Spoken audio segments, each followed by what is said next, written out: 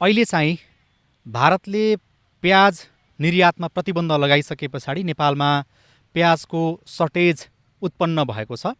खास गरी किसानले प्याज रोप्ने बेला पनि एकातिर हो भने अर्कोतिर चाहिँ उपभोक्ताले बजारमा राम्रोसँग प्याज नपाएको अवस्था पनि हो। त्यसकारण प्याज कसरी रोप्ने, के गरी रोप्नुपर्छ, कसरी धेरै उत्पादन लिन सकिन्छ भनेर आज हामी कुराकानी गर्दैछौँ। यति बेला हामी खुमलटार आइपुगेका छौँ। तरकारी बाली विकास केन्द्रका प्रमुख दिनेश प्रसाद सापकोटा हाम्रो अगाडि हुनुहुन्छ। यो प्याजको बेर्ना चाहिँ तपाईँहरूले कति दिनको बनाउनु भयो? यो पछाडिपट्टि हाम्रो पछाडि देखिएको यो करिब 50-55 दिन जतिको भएको छ। अब रोप्न तयार भयो। अब हामी अर्को हप्ता चाहिँ हामीले सेवाग्राहीको लागि वितरण गर्छौँ। करिब 55-60 दिनको बेर्ना बनाएर हामीले वितरण गर्छौँ, रोप्ने गर्दछौँ। यो तरकारी बाली विकास केन्द्रमा चाहिँ तपाईँहरूले वर्षमा कति बेर्ना उत्पादन गर्नुहुन्छ प्याजको? प्याजको करिब 25 लाखदेखि 30 लाख जति बेर्ना विगत 2-3 वर्षदेखि त्यो मात्रामा हामीले उत्पादन र वितरण गर्ने गरेका छौँ। यहाँ चाहिँ किसानहरू टाढा टाढाबाट पनि आउनुहुन्छ कि वरिपरिको मात्रै आउनुहुन्छ? मुख्य धेरै किसानहरू त यही काठमाडौँ काठ एरियाबाट आउनुहुन्छ र कहीँ काभ्रेदेखि होइन, हाम्रो दक्षिणकाली अनि छिमेकी जिल्लाहरूबाट समेत कतिपय किसानहरू आउने गर्नुभएको छ। अब यो प्याजको बेर्ना चाहिँ 50-55 दिनको भइसके पछाडि रोप्नको लागि योग्य हुने रहेछ। त्यसो भए किसानहरूले यहाँबाट लगिसके पछाडि अथवा आफैले पनि उत्पादन गर्नुभएको छ भने कसरी रोप्ने हो यो? अब भनौँ न, हामीले सर्वप्रथम लगाउने जमिन भनौँ न हामीले तयार गर्नुपर्ने हुन्छ। अब प्याजको चाहिँ हामीले प्याजको उत्पादन लिने भनेको गानो लिने भएको हुनाले यो जमिन मुनि फल्ने हो। त्यसले गर्दाखेरि हामीले सबैभन्दा पहिला जमिनको भनौँ न सिलेक्सनको कुरा महत्त्वपूर्ण आउँछ। अब राम्रो गानोको वृद्धि विकास होस् भन्नको लागि माटो अलिकति हलुका खालको भनौँ न, हामीले पाँगो टाइपको लाइट सोइल, अलिकति कक्रक्क हुने भन्दा अलिकति हलुका खालको जमिनको हामीले माटो भएको जमिन सिलेक्सन गर्नुपर्छ। र मसिनो गरी हामीले खनजोत गरे पश्चात भनौँ न हामीले करिब प्रति रोपनी 15 क्विन्टल जति हामीले गोबर मल हाल्ने र आवश्यकता अनुसार अब कतिको मलिलो छ जमिन त्यो अनुसार हामीले रासायनिक मलको मात्रा पनि हामीले भनौँ न पहिला डिएपीहरूको चाहिँ प्रति रोपनी 10-12 किलो हामीले डिएपी राख्न सक्छौँ, 12-15 किलोसम्म। र त्यसरी चाहिँ मल मिसाएर भनौँ न करिब 1 मिटर चक्लाइका चाहिँ हामीले ड्याङहरू बनायो भने पानी लगाउन सजिलो हुन्छ होइन। र लगाउने बेला करिब 10 देखि 15 सेन्टिमिटर होइन को अब जात अनुसार पनि हुन्छ। हामीले 12-15 सेन्टिमिटरको फरकमा हामीले लगाउन सक्छौँ। एउटा बेर्नाको फरक चाहिँ त्यति हुनु पर्यो, बेर्नादेखि बेर्नाको फरक चाहिँ। हजुर। अनि यो लगाउँदाखेरि चाहिँ जस्तो किसानहरूले गर्नु नहुने गल्ती, यो गल्ती गर्यो भनेदेखि चाहिँ प्याजको बेर्ना मरिहाल्छ अथवा रोग किरा लाग्ने सम्भावना हुन्छ, त्यो गल्ती गर्न नहुने चाहिँ के हो? गल्ती नै भन्दा पनि अब लगाएपछि केही न केही होइन उ त भइहाल्छ नभने होइन। तर हामीले ख्याल गर्नुपर्ने कुरा के छ भने विशेष गरी प्याजमा यो फुल्ने समस्या छ एउटा। किसानहरूले फुले भन्छन्, फुलेपछि के हुन्छ भने गानामा लाग्नुपर्ने चिज फुलतिर जान्छ है। त्यसो भएको हुनाले हामीले प्याज लगाउँदाखेरि सुरुमा प्याजको गानो लाग्नको लागि अलिकति न्यानो तापक्रम चाहिन्छ। जुन हाम्रो भनौँ न तराईदेखि मध्य पहाड उसम्मको हिसाबले हेर्ने हो भने अब जति माघ फागुन लागेपछि हाम्रो न्यानोपन बढ्छ। त्यो समय भनेको गानो लाग्नतिर अगाडि बढ्ने समय हो। यदि हामीले प्याज अगाडि लाग्यौँ र प्याजको गाना 10 सेन्टिमिटरको हाराहारी भयो भने र अनि जाडोमा त्यसपछि जाडो सुरु भयो भने, कम टेम्परेचर सुरु भयो भने बोल्टिङ भन्छौँ हामी है। त्यसले चिसोपन प्राप्त गरेपछि प्याज चाहिँ के हुन्छ भने पछि फुल्ने हुन्छ होइन। त्यसो भएको हुनाले जाडोको समय काट्ने बेलामा प्याजको गाना चाहिँ ठुलो हुनु हुँदैन। त्यो बेलामा चाहिँ पात बढ्नुपर्छ र तापक्रम सुरु भएपछि गाना बढ्ने गरी हामीले लगाउँदाखेरि त्यसरी चाहिँ योजना बनायौँ भने प्याजको गाना चाहिँ राम्रो हुने र यो फुल्ने समस्या कम हुन्छ भने अब बिचबिचमा डडुवाहरू होइन, पर्पल ब्लच भन्छौँ, अब विभिन्न किसिमका चाहिँ रोग र अब थ्रिप्स जस्ता किराहरूको चाहिँ समस्या हुने गर्छ। अब यसलाई हामीले अलि व्यावसायिक रूपमा लगाएका छौँ भने अब अलिकति मोनिटरिङ बिचबिचमा हामीले मोनिटरिङ गर्नुपर्ने हुन्छ। जस्तो लगाउने कुरामा पनि कतिपयले चाहिँ कार्तिक निकल्दो लगाउने अथवा मङ्सिरको पहिलो हप्तातिर लगाउने हुन्छ, त्यस्तो गर्न भएन। सकेसम्म मङ्सिरको अन्तिम हप्तादेखि पछाडितिर मात्रै लगाउनु पर्यो। अब पात खाने प्याज अलिकति अगौटे हिसाबले हामी लगाउन सक्छौँ होइन, पातको लागि। र हुन त पातको लागि त हामीले विभिन्न सिजनमा लगाउन सक्छौँ। अब सामान्यतः यहाँ काठमाडौँमा पात खानको लागि अलिकति अगौटे र गानाको लागि पछौटे भन्ने एउटा चलन छ। किसानहरूको पनि त्यो प्र्याक्टिसले त्यो खालको चलन सुनिन्छ।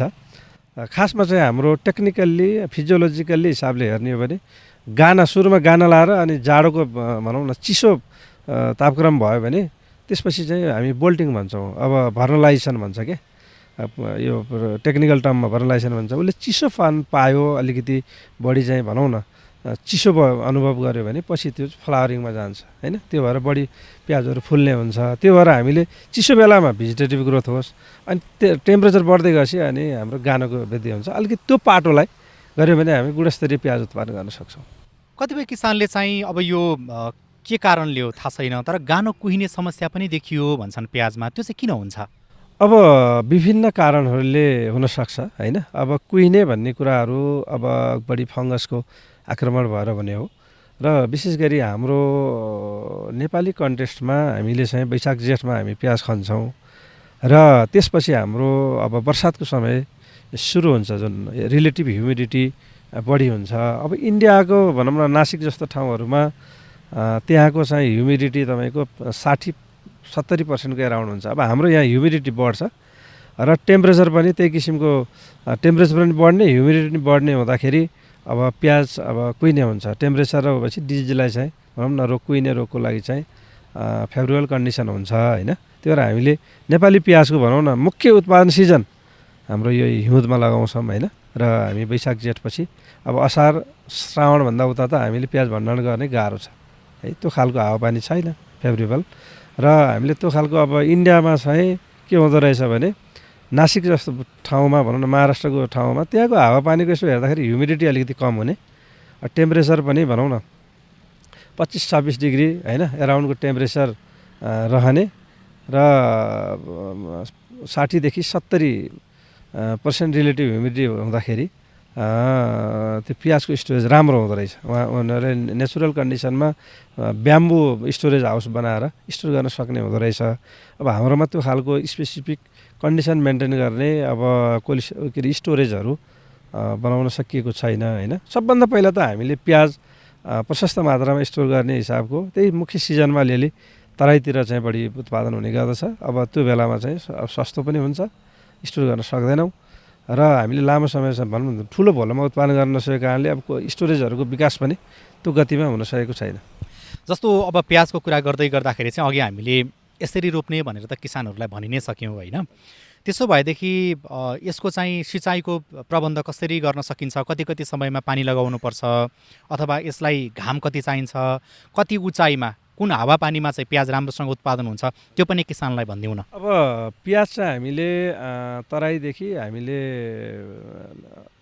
उच्च पहाडसम्म त सक्छौँ, तर सफलतापूर्वक भनेको तराईदेखि अब भनौँ न मध्य पहाडसम्मै हामीले प्याज खेतीको चाहिँ उत्पादन गर्न सक्छौँ। र हामीले भनेको हिउँदमै हो है, एउटा यो हिउँदमा हो। अब अर्को हामीले अफसिजन प्याज भन्छौँ जुन हामीले सेटको प्रयोग गरेर उत्पादन गर्ने गर्दछौँ। त्यसको लागि अब असारतिर बिउ राख्ने होइन, ब्याड राख्ने र हामी साउन भदौमा चाहिँ सेट रोपेर कार्तिक मङ्सिरमा चाहिँ हामीले प्याजको गाना उत्पादन गर्न सक्छौँ होइन।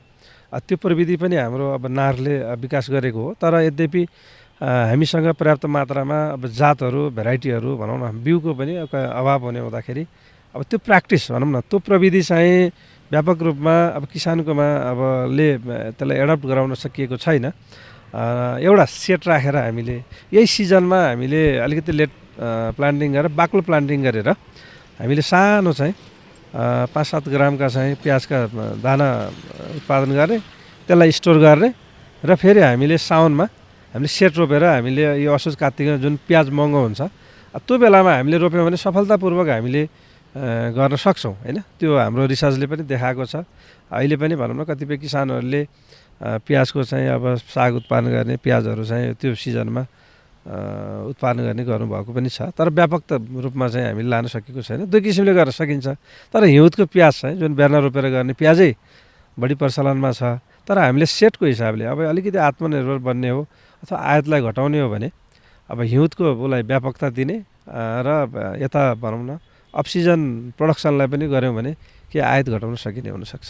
अहिलेको प्याज चाहिँ अब हामीले रोपिसके पछाडि मैले अघि पनि जोडेको थिएँ, सिँचाइको प्रबन्ध कसरी मिलाउन सकिन्छ, कति ख्याल गर्नुपर्छ, कुन कुन बेलामा सिँचाइ गर्ने हो, झारहरू आउला, गोड्नु पर्ला, के गर्नुपर्छ? अब यसको त हामीले फिल्डको प्रकृति अनुसार होइन, अलिक बलौटी टाइपको छ भने बढी सुक्खा हुन्छ। हामीले कम्तीमा पनि भनौँ न विकली चाहिँ इन्टरभलमा अथवा एक हप्तामा एकपटक चाहिँ अब सिँचाइ दियो भने राम्रो हुन्छ। र बिचमा भनौँ न अब एकपटक हामीले अब फर्टिलिटी अनुसार के कस्तो छ त्यसलाई हामीले बिचमा भनौँ न सिँचाइ गरिसकेपछि जमिन कक्रक्क पर्ने सम्भावना हुन्छ। अब हलुका लाइट खालको सोइल छ भने त अलिक कम खनजोत गर्दा पनि भयो। अब अलिकति जम्ने खालको जमिन छ भने हामीले बिचबिचमा हामीले माटोलाई खुकुलाइदिनु पर्ने हुन्छ। किनभने प्याजको गाना लाग्ने भनेको जमिन मुनि हो होइन। कमसेकम हामीले 2-3 पटक जमिन माटोलाई चाहिँ हामीले हलुका बनाइदिने, गोड्दाखेरि एकातिर माटो हलुका हुन्छ भने अर्कोतिर चाहिँ झारपात पनि हामीले त्यो बेला झारपात पनि हामीले निकाल्न सक्छौँ। अर्को कुरा चाहिँ मैले देखेको पहाडतिर अथवा त्यो भनौँ न घरमा खाने गरी चाहिँ प्याज लगाउने किसानहरूले त्यो प्याजको बेर्नाहरूमा अथवा प्याज रोपेको ठाउँमा खरानी पनि हाल्ने गरेको देखिन्छ। त्यो चाहिँ किन त्यसो गर्नुहुन्छ कि हुँदैन, के भन्नुहुन्छ तपाईँ? यस्तो छ, त्यसले पोटासको काम गर्छ होइन। विशेष गरी खरानीमा पोटास हुन्छ। त्यसले हाम्रो पोटासको परिपूर्ति गर्छ। पोटासलाई हामीले अलिकति रोग किरा सहन गर्न सक्ने होइन, पोटासको चाहिँ गुण भनौँ न बिरुवालाई चाहिँ रोग किरा चाहिँ कम हुन्छ भन्ने मान्यता छ चाहिँ। अब पोटासको कमीले अलिकति रेसिस्टेन्सी बढाउने हिसाबमा अब त्यसो भनिएको। त्यो हाल्नु राम्रो हो कि नराम्रो? अब केही मात्रामा राख्दा राम्रै हुन्छ होइन। पोटासको परिपूर्ति गर्छ होइन, अर्ग्यानिक म्याटर हो होइन। खरानी भनेको अर्ग्यानिक म्याटर पनि हो, त्यसले बेफाइदा गर्दैन। अरू कुराहरू हाल्नै पर्ने जस्तो रासायनिक मलहरू प्रयोग गर्नुपर्ने अथवा कम्पोस्ट मल मात्रै प्रयोग गरे पनि हुन्छ कि गाई भैँसीको गहुँतहरू प्रयोग गर्न मिल्छ कि मिल्दैन, के हुन्छ प्याजमा चाहिँ? अर्ग्यानिक म्याटरको हिसाबमा हामीले सबै गर्न सक्छौँ। गाई बस्तीको गहुँत प्रयोग गर्दा अब नाइट्रोजन बढी हुन्छ। अब यसलाई चाहिँ अब डाइल्युसन गरेर हाल्दा राम्रै हुन्छ। मैले अघि नै भने करिब 15 क्विन्टल प्रति रोपनीको दरले हामीले जमिन तयारी गर्ने बेला गोबर मल राख्न सक्छौँ।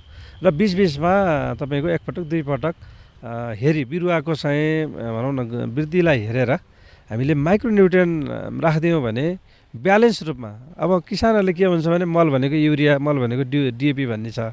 तर बिरुवाको वृद्धि विकासको लागि सबै किसिमका धेरै र थोरै विभिन्न किसिमले क्वान्टिटी फरक छ चाहिने होइन, बिरुवालाई चाहिने वृद्धि विकासको लागि। तर सानो चिज पनि माइक्रोन्युट्रिएन्ट पनि थोरै एमाउन्टमा भए पनि सबै खालका न्युट्रिएन्टहरू ब्यालेन्स रूपमा बिरुवालाई चाहिन्छ। त्यसले गर्दाखेरि हाम्रो बजारमा पाइने विभिन्न फर्ममा माइक्रोन्युट्रिएन्टहरूको मिक्सर पाउँछ। त्यसलाई हामीले स्प्रे गरेर राख्न सक्छौँ, त्यसले राम्रै हुन्छ। अब प्याज अलिकति ठुलो भयो, प्याज बढिसके पछाडि चाहिँ पात खाने चलन हुन्छ, तरकारीमा प्रयोग गर्ने चलन हुन्छ। त्यो पात चाहिँ धेरै टिपिदियो भने पनि प्याजलाई अप्ठ्यारो पर्ने हुन्छ कि अथवा कति मात्रामा टिप्न पर्ने हो, त्यसको छुट्टै जात हुने भएको भएर त्यो प्याजको पात खाने छुट्टै जात हुन्छ कि के हुन्छ यसमा अलिकति भनिदिनु न। अब यस्तो हो, वास्तवमा बिरुवाको खाना बनाउने भाग भनेको पात हो होइन। अब व्यावसायिक रूपमा लार्ज स्केलमा गरेको ठाउँमा अब त्यो पात निकाल्ने खासै हुँदैन होइन, प्र्याक्टिस हुँदैन। तर पात खाने प्याजको लागि किसानहरूले चाहिँ भनौँ न पातकै लागि चाहिँ विभिन्न सिजनमा लगाउने गर्नुहुन्छ है। कसैले सेट राखेर, कसैले बेर्नै राखेर।